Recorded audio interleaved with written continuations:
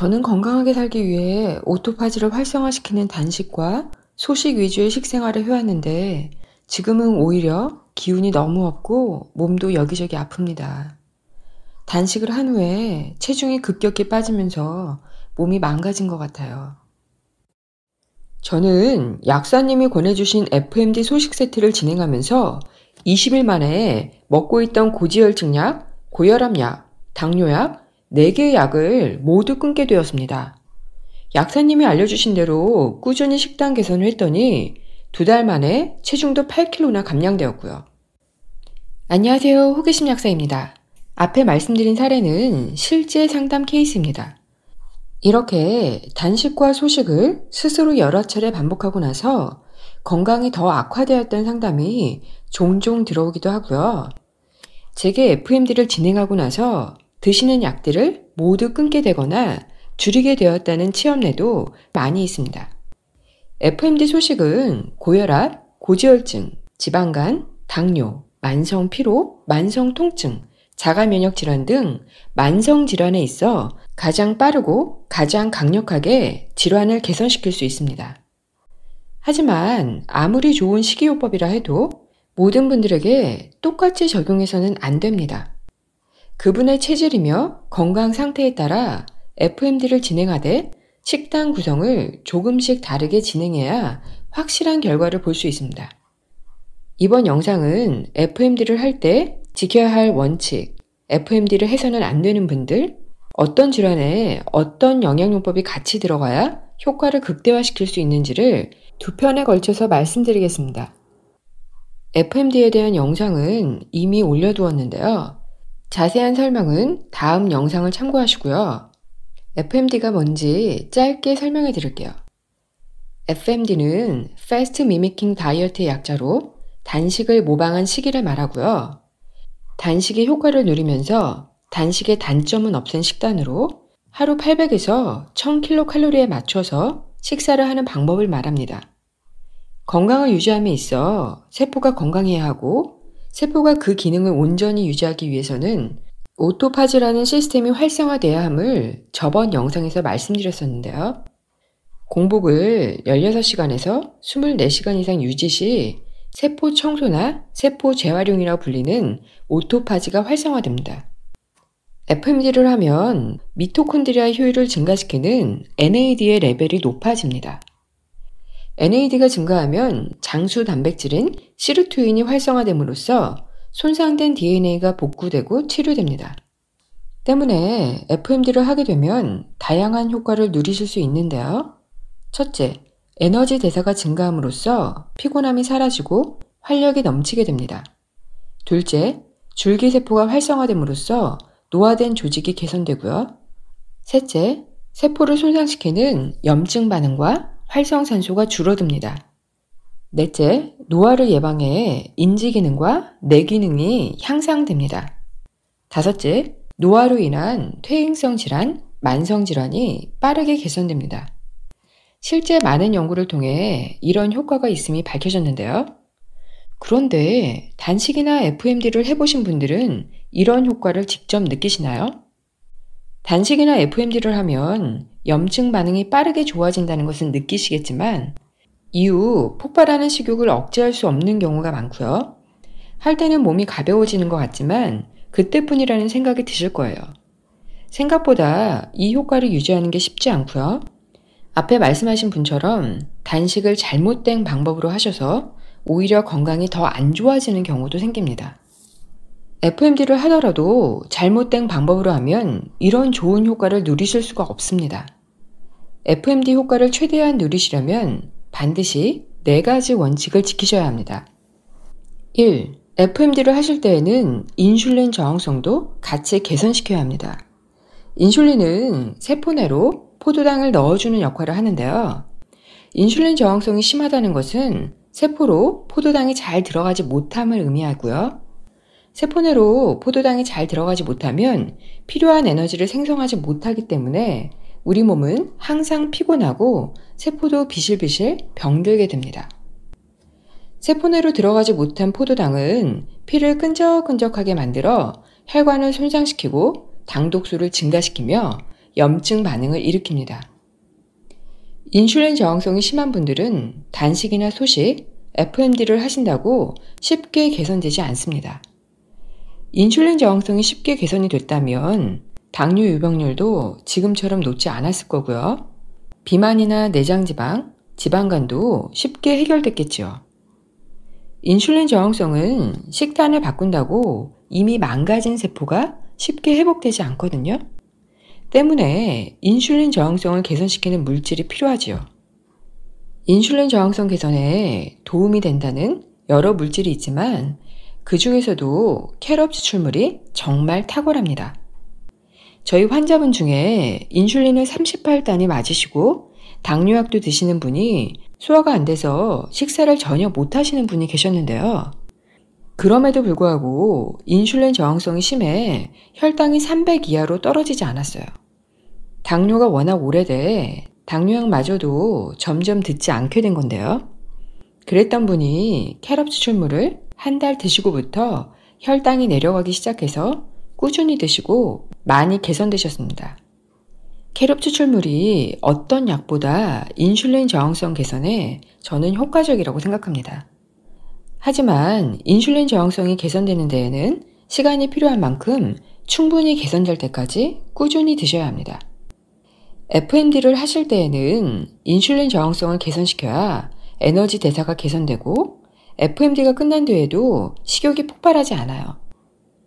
세포가 에너지가 부족해 먹을 것을 달라고 신호를 보내기 때문에 식욕이 증가하는 거거든요. 인슐린 저항성이 개선돼 세포 내에 에너지가 충만한 상태가 되면 탄수화물이 땡기지 않고 식욕도 잘 조절되고요. 당연히 요요도 생기지 않습니다. 다이어트를 하시는 분들은 인슐린 저항성 개선에 초점을 맞추셔야 살이 잘 빠지고요. 만성피로, 비만이나 지방간, 내장 지방이 있는 분도 반드시 인슐린 저항성을 개선해야 합니다. 2. 당독소를 제거해야 합니다. 당독소는 염증 반응을 증폭시키고 점막이나 혈관, 콜라겐 조직을 망가뜨림으로써 노화를 촉진하고 각종 질환을 유발하는데요. 당독소가 조직에 달라붙으면 잘 떨어지지 않습니다. 단식을 하게 되면 음식을 통해 들어온 당독소는 어느 정도 줄어들지만 이미 조직에 달라붙어 있는 당독소는 해결하기 힘들어요. 당뇨가 있는 분들, 굽고 튀기고 구운 음식을 좋아하는 분들, 달달한 것이나 음료수를 즐겨 드시는 분들, 삼겹살이나 바베큐를 좋아하시는 분들은 이미 체내에 당독소가 많이 쌓인 분들입니다. 단식을 할 때 우리 몸의 회복 시스템이 활성화되는데요. 그때 당독소 아미노산이나 당독소 유산균을 같이 드시게 되면 체내에 쌓인 당독소를 빠르게 분해시킬 수 있고요. 염증 반응도, 노화된 혈관도, 만성 통증도 빠르게 개선됩니다. 3. 근육량을 유지시켜줘야 합니다. FMD를 하실 때 칼로리만 맞추게 되면 근육이 같이 소실됩니다. 아시아인은 서양인에 비해 대체적으로 근육량이 부족합니다. 그런데 FMD의 칼로리에만 집중하게 되면 근육 소실이 심해져요. 때문에 탄수화물은 적게, 단백질은 적당량, 좋은 지방도 적당량 드셔야 합니다. 단백질이 부족한 식사를 하시면 근육량이 부족해져 기초 대사량이 떨어지고요. 그렇게 되면 FMD를 반복할수록 살찌기 쉽고 내장 지방이 쌓이기 쉬운 체질이 되죠. 저는 당뇨, 고혈압, 고지혈증, 지방간 등의 빠른 개선을 위해 FMD를 환자분들에게 자주 적용하는데요. 환자분들이 직접 식단을 짜긴 힘들어서 FMD용으로 나온 소식 세트를 주로 이용합니다. 소식 가루에는 저항성 전분인 베타 현미가 풍부해 혈당이 오르는 것을 방지하고요. 유익균의 먹이인 프리바이오틱스로 작용해 장내 환경을 개선하고 유익균을 증가시킵니다. 또 소식 가루에는 근육 유지를 위한 단백질이 충분량 들어 있습니다. 근육 증가와 체지방 감소, 체중 감량을 위해 방탄두유를 같이 타서 드시면 그 효과를 증가시킬 수 있습니다. 4. 체내 수분량을 유지시켜야 합니다. 이건 단식을 하거나 저탄고지를 하시는 분들, 탄수화물을 적게 드시는 분들이 가장 실수하는 부분인데요. 인슐린이 하는 작용 중 하나는 나트륨의 재흡수입니다. FMD나 저탄고지를 함으로써 탄수화물 섭취가 줄어들면 인슐린 분비량도 줄어들어요. 인슐린 분비량이 줄어들면 나트륨의 배출이 늘어남으로써 탈수가 생기기 쉽습니다. FMD를 하시는 동안 음식량이 줄어서 변비가 생길 수도 있지만 이는 야채를 넉넉히 드시고 좋은 기름도 적당량 섭취하시면 문제가 되지 않고요. 가장 큰 원인은 나트륨의 재흡수가 안 돼서 탈수가 진행됐다는 것입니다. 때문에 FMD나 저탄수화물식을 하실 때에는 반드시 신경 써야 하는 것이 탈수를 예방하기 위해 충분한 소금물을 꼭 드셔야 한다는 것입니다. 변비가 생겼다는 것은 단순히 장에 국한된 문제가 아니고요. 내 몸에 탈수가 생겼다는 것이고 세포도 탈수가 되고 있다는 중요한 신호입니다. 세포가 탈수가 되면 물질 교환이 잘 이루어지지 않습니다. 노폐물이 세포 내에 쌓이게 돼서 FMD를 하더라도 그 효과를 누릴 수가 없습니다. FMD를 하면 정말 많이 개선되는 분이 있고 변비가 생겼다며 투덜거리는 분도 있는데요. 체내 수분량을 충분히 유지했는지 그렇지 않는지에 따라 그 결과가 엄청 달라집니다. FMD를 하는 동안 소금물을 드시는 것이 참으로 중요합니다. 성공과 실패를 좌우하는 키가 되기 때문이죠. 또 체내 수분량을 유지해야 하는 한 가지 이유가 더 있습니다. 건강한 근육은 70% 이상의 체액으로 구성되어 있습니다. 만성 탈수로 메마른 분들은 근육도 메말라 있고 기초 대사량도 떨어져 있습니다. 근육에 수분이 많이 저장되어 있기 때문에 근육이 많을수록 체수분량도 증가하고요. 반대로 말하면 수분이 넉넉할 때 근육이 증가하고 기초 대사량도 올라가 살찌지 않고 에너지 대사가 잘 되는 몸이 됩니다. 탈수를 막는 데에는 소금이 큰 역할을 합니다. 소금에 대해 걱정이 되시는 분들은 제가 소금에 대한 영상을 많이 올려두었으니 시청해 주시고요. 댓글로 많은 분들이 취업례를 남겨두셨으니 그것도 꼭 읽어보시기 바랍니다. FMD야말로 최단 시간에 최저 비용으로 최고의 개선 효과를 누릴 수 있는 만큼 만성 질환을 가지고 있는 많은 분들이 시도해 보셨으면 좋겠습니다. 만성 질환이 있는 분들은 두세 달에 한 번씩 꼭 도전해 보시고요. 건강을 유지하고자 하는 분들도 1년에 2번 진행하시면 많은 도움이 되실 거예요.